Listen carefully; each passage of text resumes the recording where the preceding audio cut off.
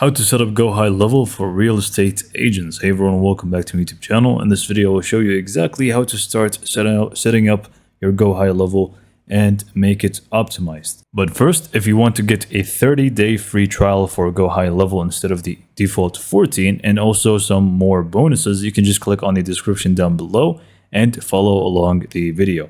So let's just go and get back to the video. So we're just going to go ahead and get started right away with the let's say most important bit here, which is going to be capturing the people with a proper form here, which is going to really tell us who we're dealing with. So to set up your form, what you want to do is just log into your sub account that you've set up at this point and just go to the sites tab here on the left panel. Next up, what you want to do is just go ahead and click on forms from the top right and click on create form. Now next up, I'm just going to go ahead and start from scratch. Basically, now we simply just want to actually set up the form. Now what I'm going to do, I'm just going to remove these boxes here. You may want to keep them if you want to, enable A2P and stuff like that. But for the time being, I'm just going to remove them so we have a clean sheet here.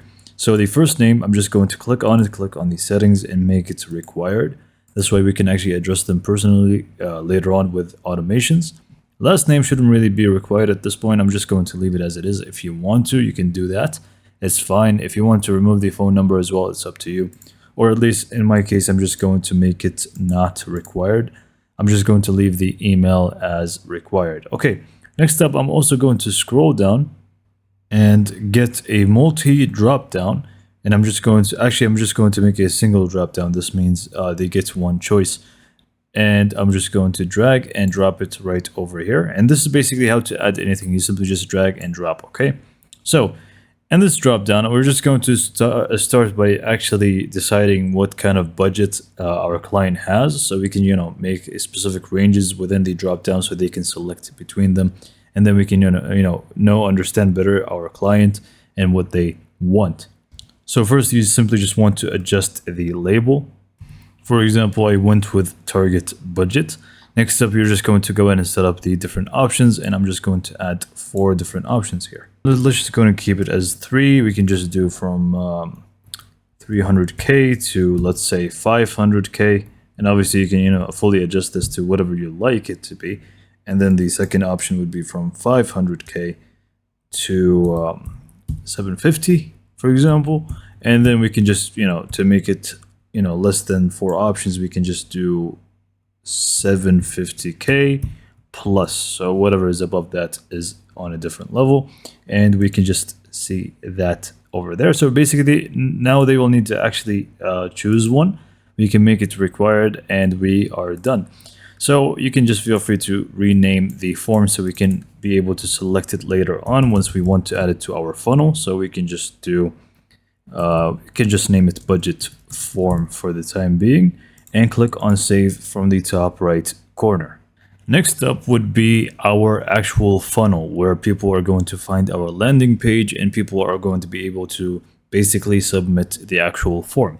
So again, from sites, again, the same place here on the left side, you simply just want to click on funnels here at the top and again, click on new funnel. Now it's going to give you 3 different options, either build with AI, from templates, or blank. I really suggest that you go for templates because it's just going to make things easier for you. You can even filter here between the different templates options. You have real estate as a separate section. You can even choose here and see whichever one that you like. Preview it, and if you like it, you can just click on choose and it's just going to be added to your funnels. And now you can just feel free to adjust the template instead of creating one from scratch.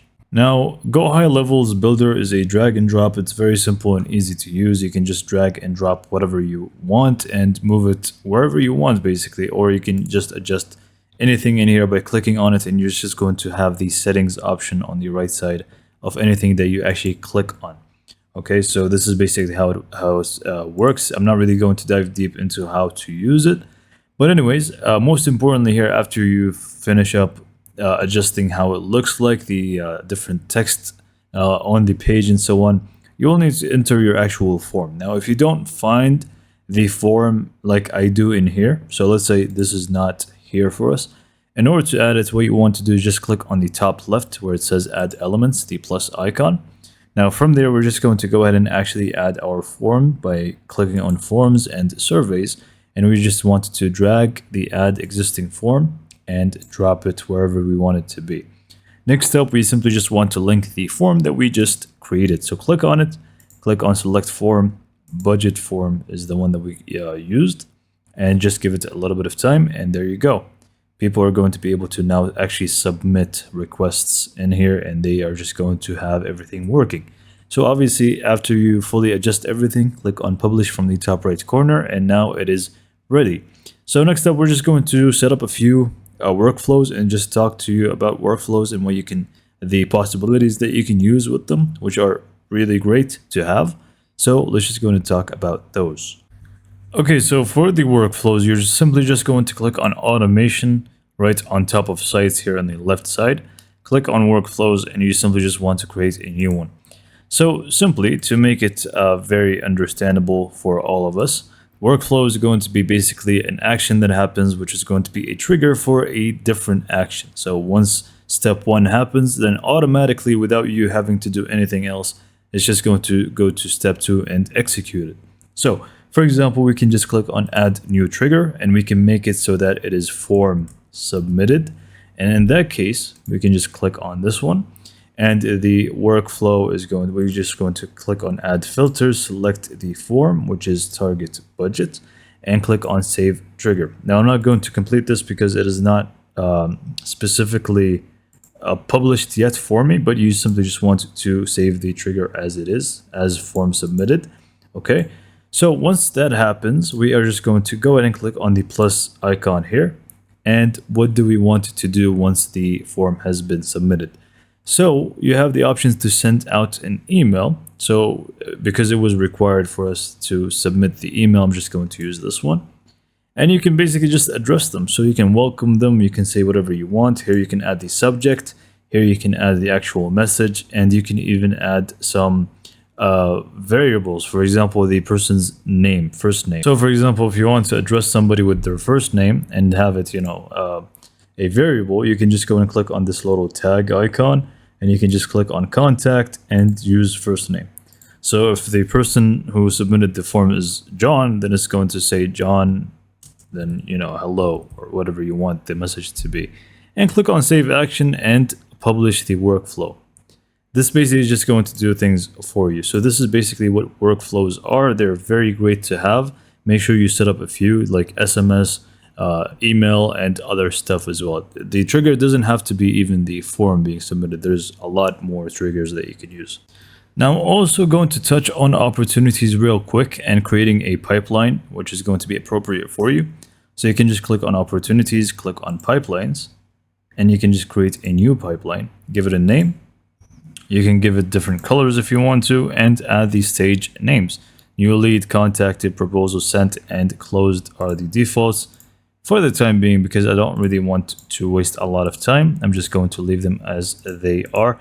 But you can even add multiple different stages. It doesn't have to be 4. You can add as many as you like. Just make sure you fill out this one before adding the next one, or delete whatever you don't want. And now that we have this new pipeline, we can just go to opportunities at the top, select the pipeline, which is this one, and now you can just go and add opportunities in here. And obviously with this Kanban view, whenever you add an opportunity, you can just move them around depending on their actual stage, whether they sent the proposal, whether they're closed, contacted, and so on.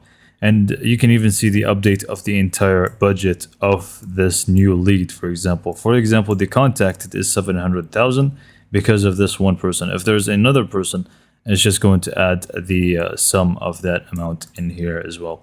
And if you click on here, you can add a lot more stuff. For example, tasks and messages and so on. There's a lot that you can do with this view. It's not only just drag and drop, but you can assign it to a specific person, add notes, tasks, and a lot. But yeah, this is basically what you want to set up to begin with, and you're just going to start playing around with the other stuff, for example, the dashboards and so on. So hopefully you found this video to be informative and helpful, and for more information, subscribe to my YouTube channel, and thank you for watching.